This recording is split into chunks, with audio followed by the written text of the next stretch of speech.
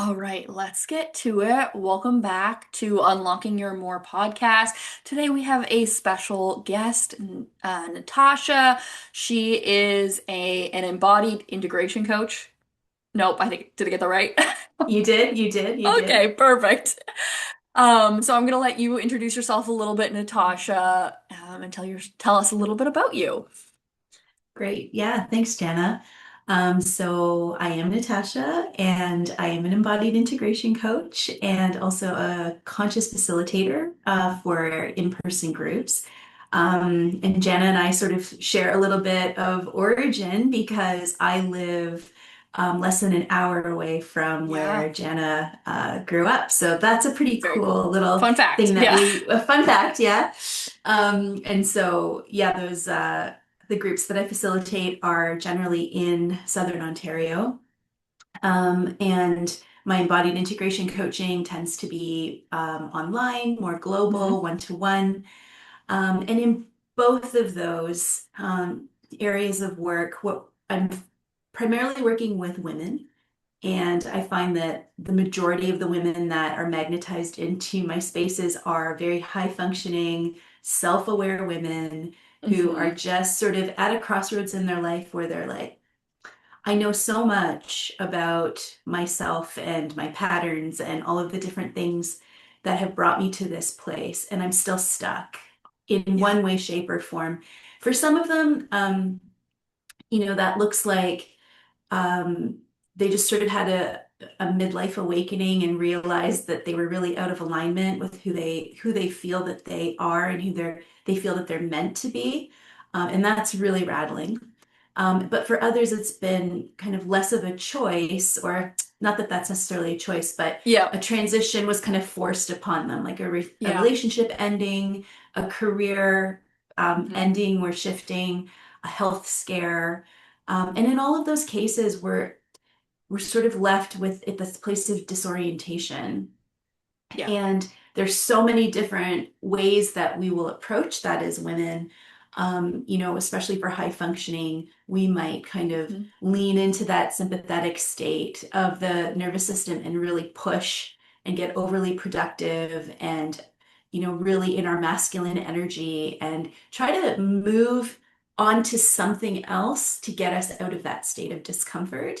Yeah. And then sometimes that approach lasts for a while and then it becomes unsustainable. And we Yeah. actually Totally. kind of go into a lower parasympathetic state of, shutdown and we kind of get in that freeze state. And that can be really terrifying because particularly for high functioning, hyper capable Yeah. women, it's like I don't even recognize myself in the mirror. And so in my own journey, I can speak to all of those different Hmm. iterations of how my nervous system has tried to protect me over the years in different identity ruptures that I've experienced and been through. Um, and I guess what I've learned is that although those transition points can be deeply painful and deeply challenging, there has always been an opportunity to grow from them and sort of evolve. Mm. Yeah. And that has got me looking at being in my life in a new way, right? Sort Love of it. this Yeah. growth mindset that we talk about where today is just practice for tomorrow. And so there's Yeah. nothing to fear in this playful experiment we call life.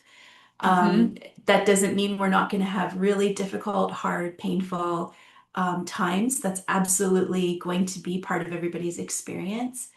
But rather than focusing on the fear of not letting that happen, which is an illusion, we can't really control those things from happening, um, we can sort of lean into our inner strength, our intuition, our resilience, and sort of a self-trust and a soul trust that lets us know that even in the worst cases, there is a path forward. There will be an unfolding of some kind. This too shall pass. And if Yeah. I approach it from the right energy, this can end up being a really beautiful life lesson that evolves my identity rather than completely, unravels me. if Yeah. that's a word. Is Yeah. unravel? Yeah, okay, yeah, Yes, sorry. unravel's a word. You ever I have can, those moments? yes, I can totally relate to those moments. And then also just like everything you've talked about so far. I think a lot of it has come, like the understanding has come more retrospectively. Now I understand it more deeply if I like go through new things. But something that you said with like identity rupture, that's such an interesting concept. Like, what would you like, maybe even if you want to go from like your life experience of like, what does that even mean to you? Was there a situation that happened and like, how did it lead you to doing this work? Yeah. Um, so I think the two major places in my life that I can absolutely name as identity rupture. And I use that word rupture very deliberately because I think we have this idea of sort of like a midlife crisis. Hmm. But I think the way that we frame that is often focused on the external change. So we have this massive transition, and then there's things to manage, right? Like there's lawyers to call, or there's papers to fill out, or there's like, you know, things Uh-huh. that we need to do. And we forget that the bigger and deeper part of that is actually an inner transformation that's Hmm. asking to have expression. And so I think rupture really speaks to that because it's more of uh, a birthing and Hmm. sort of creating space for that to take place. And so I think that in my mid 20s, I had a pretty significant identity rupture. I had been traveling on my own for a couple of years, and that in itself was a really um, interesting experience that I'm opened sure. me up. Yeah, Yeah. because up until that point, I had really had a very consistent routine. You know, I had Hmm. school and I had, you know, the expectations of being a student and um, kind of taking myself away from all of my routines, all of my expectations, and all of my relationships and roles allowed me to really tap into who am I when all of that stuff is not in Yeah. the picture. And it was a really beautiful time of awakening. I really started to know myself and like myself in ways that I never had before. And it was during that time that I actually met my husband, and he is from the other side of the world. So that relationship ended up with us getting married. And Hmm. very quickly after we got married, on our honeymoon, actually, we found ourselves pregnant with our first son. And Wow. Yeah. so at that point, it was okay, do I stay here in this land that I've fallen in love with, or do I go home where I feel more familiar and safer to bring a Yeah. child into the world? Um, and so I made the decision to come home, and that started, you know, sponsorship process and all these different things. So all that to say that in a period of about 10 months, I went from being this carefree young adult learning about herself for the first time, really, Yeah.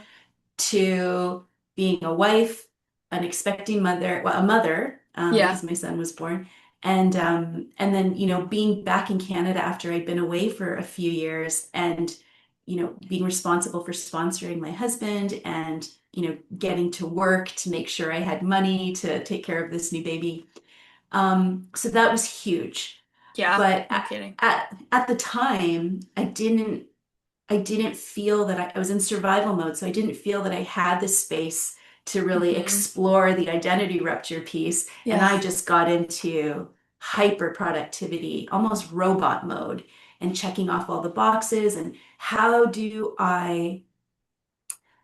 I lean into being a good wife, a good mother, a good Yes. citizen, a good employee, all of the different expectations that I used to feel safe in that experience. Um, and I kind of just stayed in that Yeah. sympathetic state for a couple of decades. Um, and then eventually, you know, I had some health diagnoses on the way and along the way rather. And then in my 40s, that kind of culminated with chronic back pain. And that was a point in my life where I couldn't continue to push. I really had to Mm. stop and put my attention on healing. Yeah. And that's where things really changed for me because I came into the world of mind body health. Hmm. And not only did that help me to understand the emotional components to my chronic pain, but it also opened up this world of embodiment and spirituality and healing and expansion and growth. And I fell in love. And Yeah. so that kind of set me off on my next major trajectory change, which was leaving my career that I had, been invested in for 25 years to step into this unknown, this new Hmm. area of wellness around the coaching and the facilitation. Yeah. And so that was a different kind of identity rupture because it was Yes, really, yes. yeah, it was, Entrepreneurship is the biggest oh, mirror to every insecurity or fear you've ever had. absolutely. I could not agree with you more. Yes. And so that's been, that's sort of the most recent Hmm. experience of identity rupture that I can speak to. And I'm not through it. Like I do Yeah. feel like I've come through some of the most painful points of that journey and learned some really valuable lessons that I can come back to quicker now.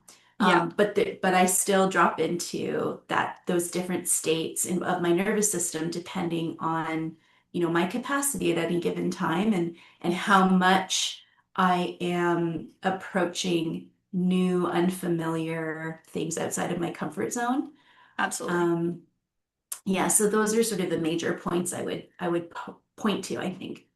Yeah, I think it's like as you're talking, I think it's amazing that like, you can see it now going through.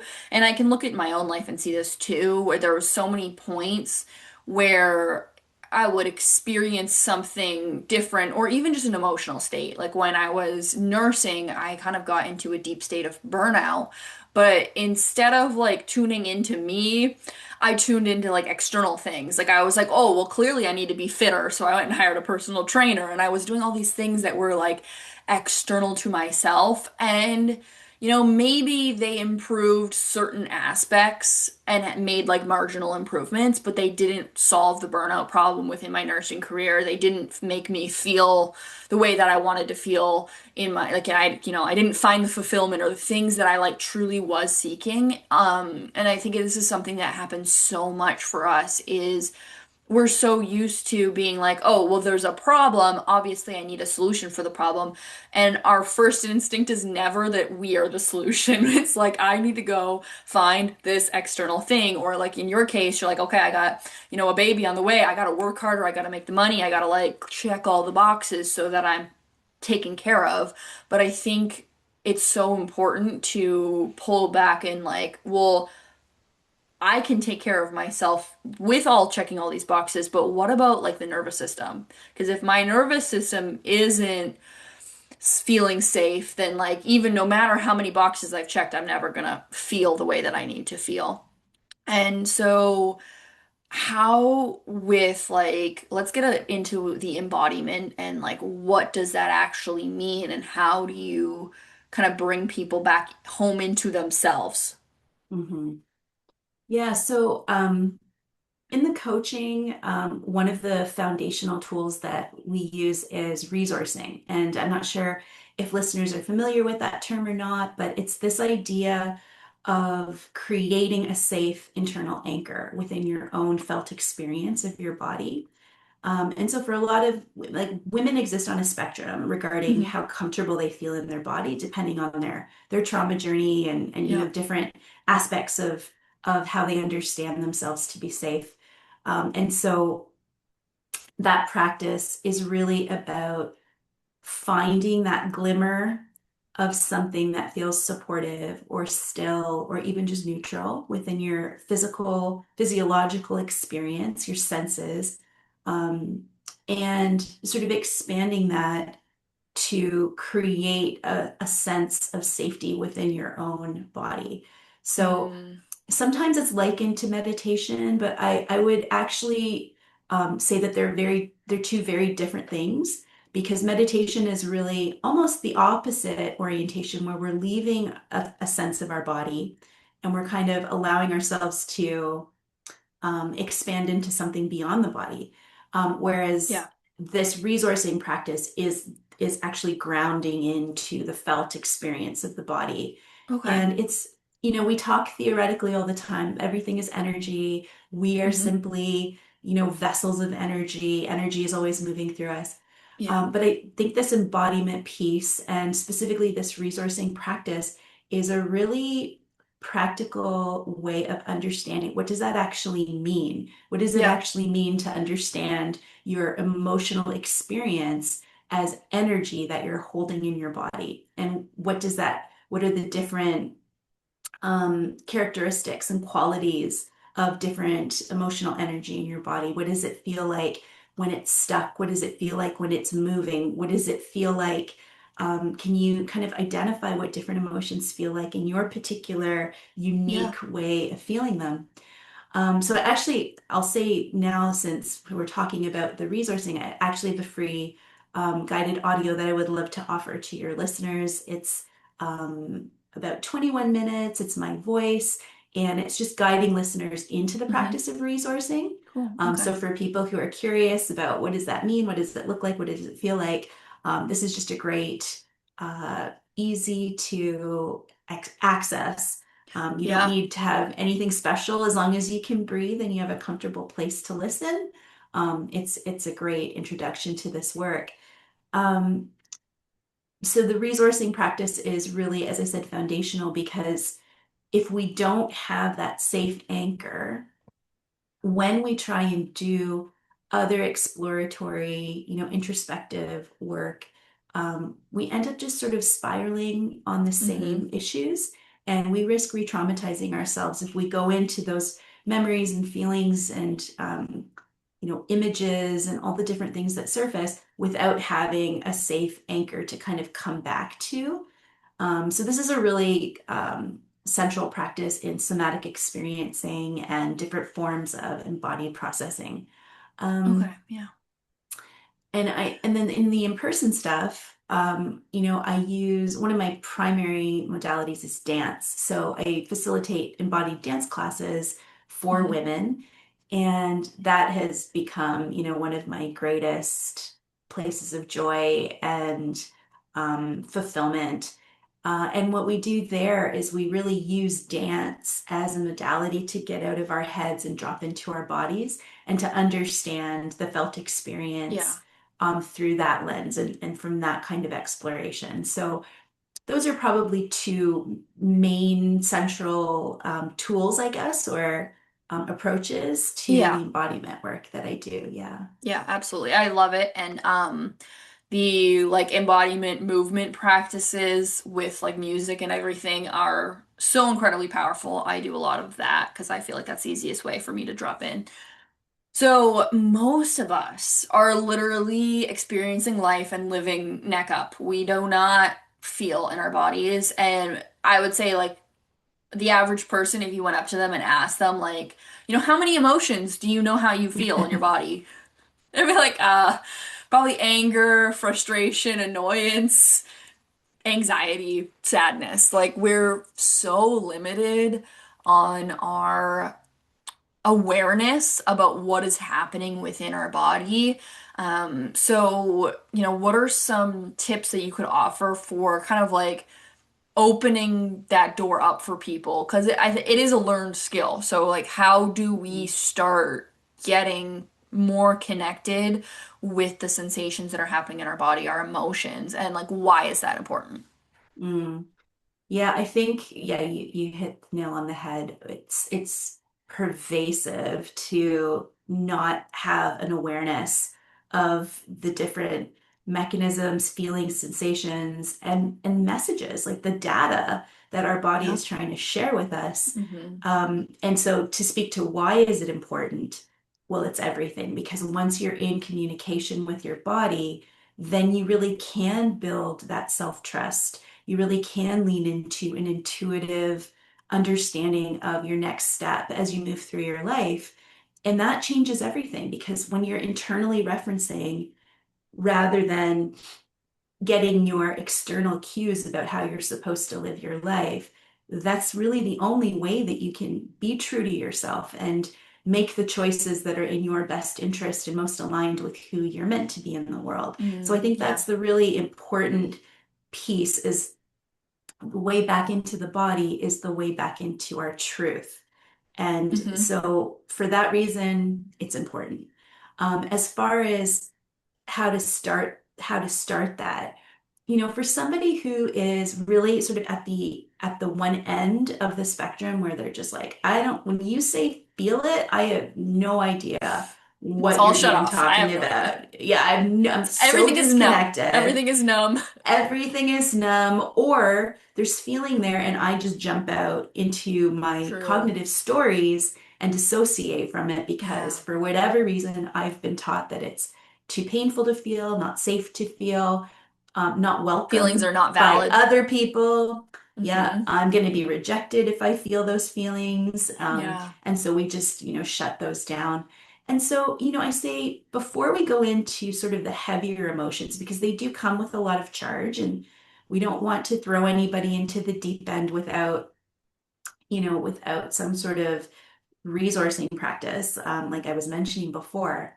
I say start with, sensations like, what does it feel like when I'm thirsty? What does it feel like when I'm hungry? What does it feel like when I need to go to the washroom? What does it feel like when I'm tired and I really need to have a rest? Or when I'm sleepy and I need to lay down and, have a 10-minute power nap?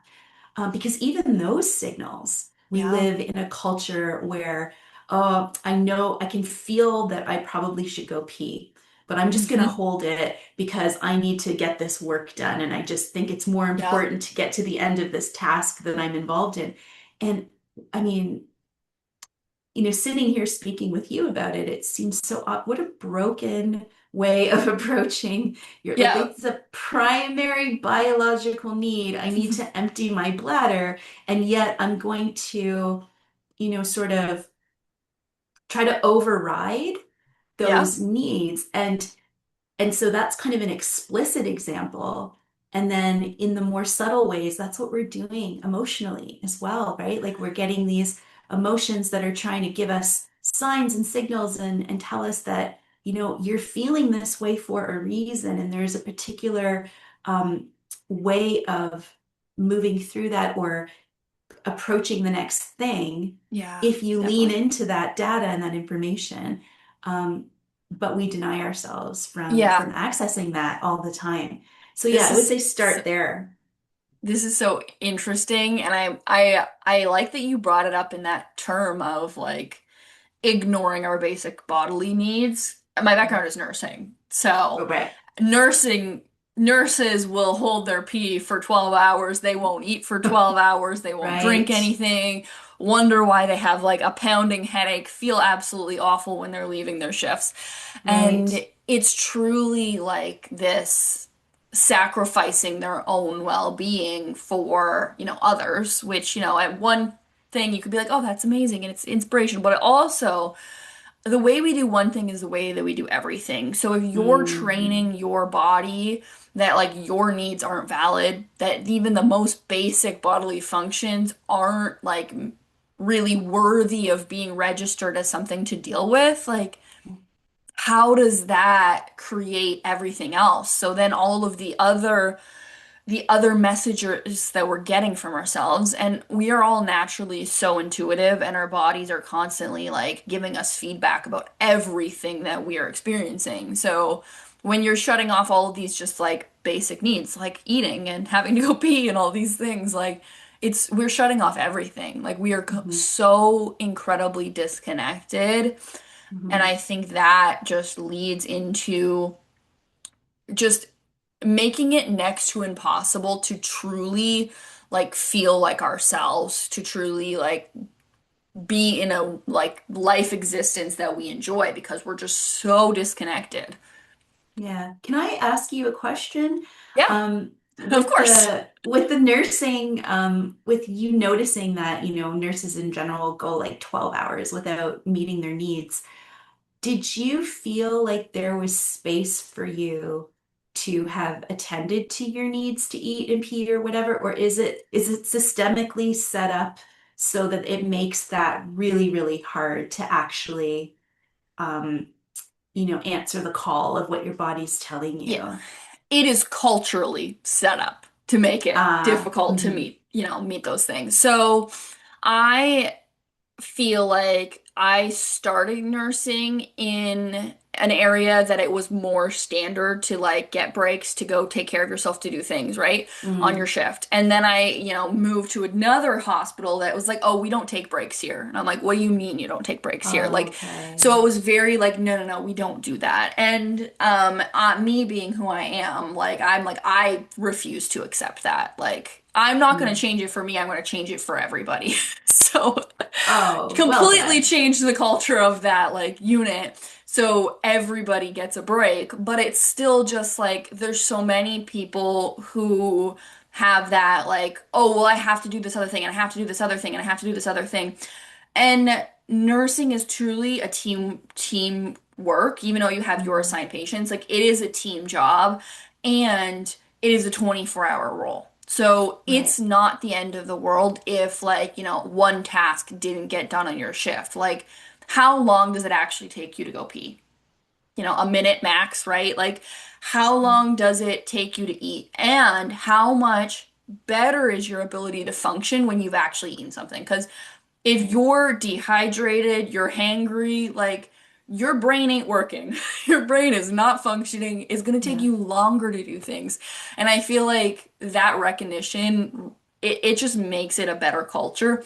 But there's just so many nursing floors, institutions throughout like North America, because I've worked as a nurse in Canada Hmm. and the States, like who Hmm. it's just part of like this the self-sacrificing is like cultural and that Hmm. has to shift and change. But I think they just think, oh, this is the way that it is. So they have to be able to kind of reprogram that and recognize that like actually when you take care of yourself, you are so much more efficient. You're going to be a better nurse than you were if you didn't take Hmm. care of yourself. And Hmm. then also I think the other component of that is of the emotional processing side. Like so many nurses are so burnt out because they physically, mentally, and emotionally sacrificed everything that they have like nothing left to give, that they're in this state of just like numb existence going through the motions. Right. And then that also slows down their ability to be tapped into their nursing like spidey senses. Hmm. So they're not going to Right. notice and be able to be at the top of their game that they could Right. be if they were truly taking care of themselves. Right.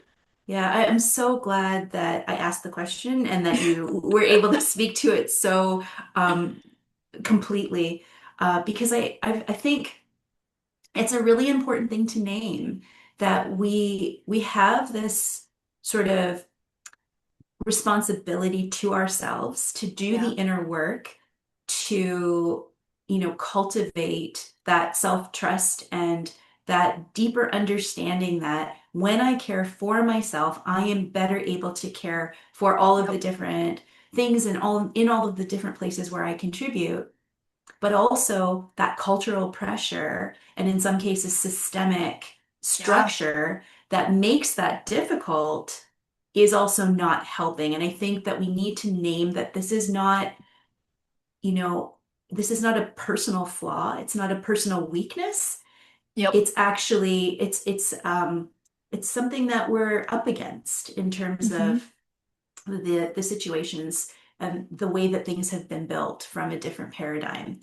Yeah. And I It's love generational, and right? it's generational. And I love So, that you brought your own, self-knowing into a space to transform that culture hmm. with that sort of like, by modeling, I'm going to be true to myself and I'm going to expect that all of you are true to yourselves as well. And I think that grassroots sort of ripple Yeah. impact, it gets overlooked when we're thinking about systemic change and cultural expectations, but it's so powerful. It is Yes. everything, right? And that's why it's not selfish to do our inner work. That's why it's not enough to start with our own journey and our own ability to lean into Yeah. self-trust, because it's the only way that we start to make these changes that ultimately do transform the collective as we Yes. go and as we Yeah. continue to do that. Yeah. I Yeah. think it is so important that we kind of recognize that. And ultimately, like everything is energy, but the strongest energy, the person who is the most rooted to their energy, can have the greatest power to make those Hmm. ripples. Yeah, And absolutely. so most of us are kind of going with the belief systems that have been created from like early childhood or like when we were raised in our career, right? Like how were we taught when we started it? We're like, this is the norm. But if Right. you don't even know, like, why do we do it? Sometimes we gotta stop and just be like, okay, well, but why? Like, what is this Yeah. actually?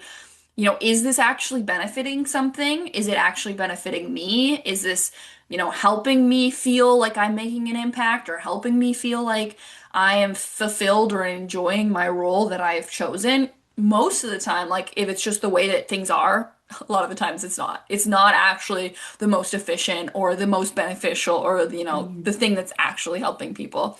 And it Right. does often just take one person to start asking those like, well, why? Like, what is this actually benefiting? How, like, is this working? And if they can see a new way of being and they get grounded and rooted into that, like, they can make those shifts relatively fast because you kind of like the way that we're doing it is not always logical. It's just the way that our brains have like created it. Just like, most of us were raised with that, like, I'll give you something to cry about, like that, which conditioned us to think that, oh, our emotions aren't valid. But why aren't they valid? Like, what made them not valid? Like, why would our bodies have this process in our nervous system of creating these sensations and these messengers that are supposed to be telling us if it wasn't supposed to be? Like, if it wasn't valid, Hmm. why would we have it? It's like Hmm. sometimes it's like, oh, well, maybe it does have a purpose. Maybe it was just Right. like a miscommunication or a mismessaging or a cultural thing that we Right. adopted. So, Hmm. and I think also we're so easy to dismiss ourselves, but then we turn around and somebody else is going through something and they're like, "Oh, you need to process that. You need to agree." I can tell you that for Right. personal experience. Like, my husband passed away he was 28, I was 26. And everybody was like, oh my God, like take the time, grieve, whatever. But then you turn around and they're like not letting themselves process anything. And my, Mm. of course, situation was massive. It was a huge trauma for me. And I think because it was a huge trauma, I actually felt like I could. I felt like I was allowed to. I felt like I gave Right. myself Right. permission. But then all of Cultural these permission. other Yeah. little things that have happened that were also traumatic, I didn't feel like they were big enough to be worthy of Mm. processing, to be worthy of being upset or devastated or sad about, like, or even disappointed. I'm like, oh, well, somebody has it so much worse, right? It's Oh, so, so interesting. it's But so much. Oh, all of yeah. these things are worthy. Like our emotions are there for a reason. They don't happen by Absolutely. accident. So even the little Absolutely. thing, even just like if your spouse did something that upset you, that's still worthy of having an emotional response. It's still valid. Yeah, I think it's so absolutely. important that we like recognize that, like, and stop like belittling our experiences and Yeah. saying, oh no, that is actually like I'm having an emotional response for a reason. There's a reason. Right, right. And that's why I love these podcasts because it's an opportunity to get really truthful and honest about the Mhm. state of that. And, again, the ripple effect, people hear it and they say, yeah, that's kind of been my experience as well. So many things that you said, like I was thinking about the parallel between what you were sharing about nursing and what I've seen in teaching. And I know a Yeah. lot of teachers, and I know Yeah. that there's a very The helping similar, professions. Very similar. absolutely, right? So they're, Hmm. like you said, they're so good at caring for other people, but Yeah. yet they're not caring for themselves. And then, in a way, they're not modeling it. And particularly in the case of teachers, right? Um, and, when we talk about how those data points of sort of more of our internal experience, that which cannot be defined with our five senses, is less valued. I think, we lean really heavily into the scientific method. And I Hmm. think that's important and I think that's a beautiful thing. But where I think we have gotten it wrong is that we understand the scientific method to only be applicable to the physical material realm. So if it's, again, scientifically evidence-based through our five senses, it counts. But if it's Hmm. something that has equally been experienced and tested from, a different understanding, a different place of understanding, that doesn't count. And, that's very much in our Western culture. There's Yeah. obviously a lot of Asian cultures where for I can't even say how many years they have been using the scientific method Yes. to prove all of these different things that we are now finding the science to Yeah, sort the of, science is catching up. support. It's there Science is is there catching is up. there is stuff that is definitely proving it. Yeah. There's a lot of really interesting research and stuff out there that is proving just like the amount of emotions and how interrelated and how it is actually affecting. Hmm. I always like I feel like before I was even into this kind of work with nursing. I would always see the same kind of patients with the same kind of diagnosis have the same personalities, as in like the same Right. emotional experiences. And I was always like, this is really weird. Like it's just so interesting that every patient that has this kind of diagnosis has this kind of like, attitude. And I'm like, Profile, yeah. wow. Like it's just so interesting. And then like later on I'm like now I'm like, oh, yes, because the emotional experience was actually what created the physical illness of not processing and years of buildup, all of those. But it's just so funny because I like before when I was like very logical about it, I was like, there is there is a pattern. There is data. I see the Right. data in my own practice that like Right. those were matching up. But yes, Yeah. there's a lot more research and science that is like backing it up and processing it now. There's a lot of cool stuff. Yeah. But even with that, to your point before, I Hmm. think that if you are relying on external metrics of science to Yeah. validate what you already intuitively know in your gut, yes, that's good. Yes, it's helpful. And please, let's bring more science and more, Hmm.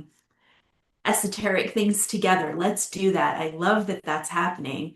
And at the same time, it's not going to be as expedient as you showing up in the culture of nursing in your department and saying, this is not okay, and I'm going to change it. And by doing that, I'm giving you permission to change it for yourself as well.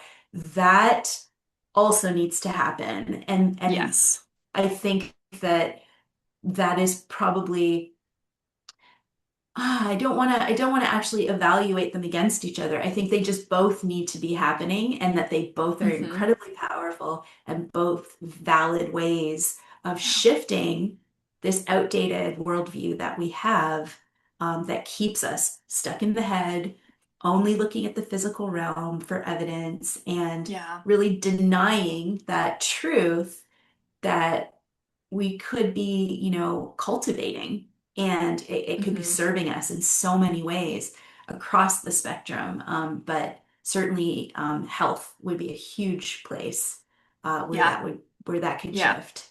So I think this is all kind of leading us back into like coming back into ourselves. Mhm. So how do we come back into ourselves when our, society and world is pointing us externally? Like, how do we bring everything back into us, checking in with our internal compass kind of thing? Mhm.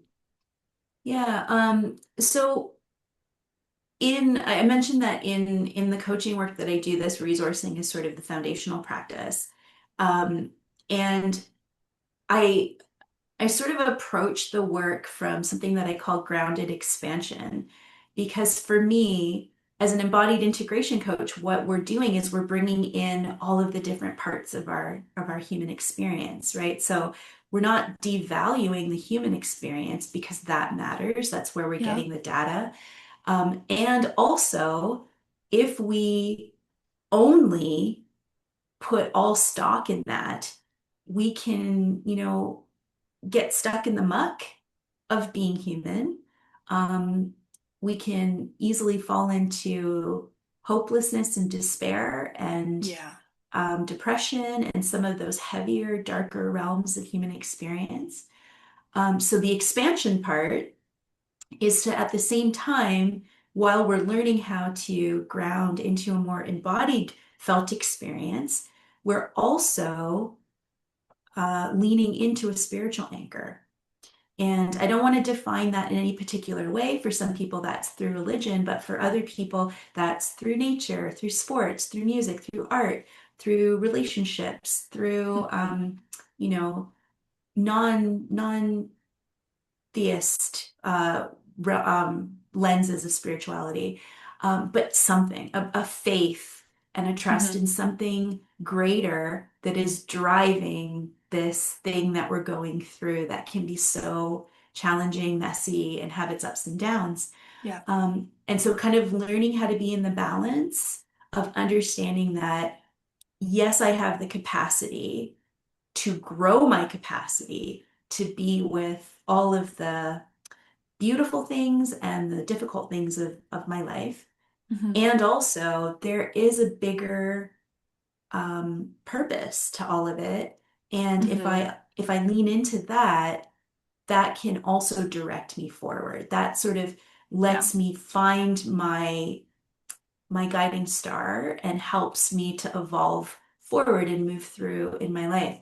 Um, there's this metaphor that I have been just loving on for probably a couple of years now. And my friend actually just gave me a pair of socks with jellyfish on them to remind me of this metaphor. But if you picture jellyfish moving through the water, they are contracting and then expanding out of the Hmm. contraction. And that's actually how they have to propel themselves through the water. So it's Yeah. this beautiful metaphor for what it is to be in this life, right? We have to have those contractions in order to propel us forward and expand, Hmm. forward in our lives. Um, and so learning how to be with a contracted state Yeah. and without fear as the primary emotion, without because fear is going to have us rushing out of that state Very, as yeah. fast as possible to mitigate that discomfort.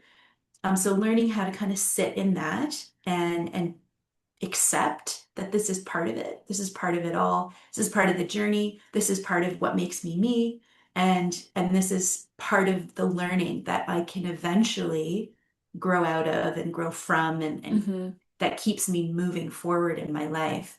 Um, so yeah, I would say that that orientation of balance between the groundedness and the expansiveness Yeah. it's a really great frame for coming back into the full experience of being a human. And when we're talking about healing, we're talking about wholeness. So we're talking about bringing in all these parts, the human experience of our mind and our body and our ego, and then sort of the spiritual soul experience, which is beyond us, and bringing that all into our understanding and interpretation of ourselves. Know that. Know that.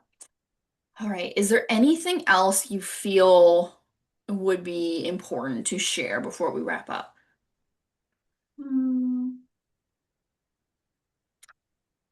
I think just that, right now there is a lot of noise and a lot of um, fear and a lot of static in Hmm. in the world around us, and it can be very easy to get focused on that, Hmm. and that can really make it harder to be in the grounded human experience. Yeah. um, but I do think that sometimes in order to get out of the discomfort of that, we start focusing externally, like what do I need to do, or what do I need to shout, or what do I need to be really angry about in order uh, to affect change. Mm, Um,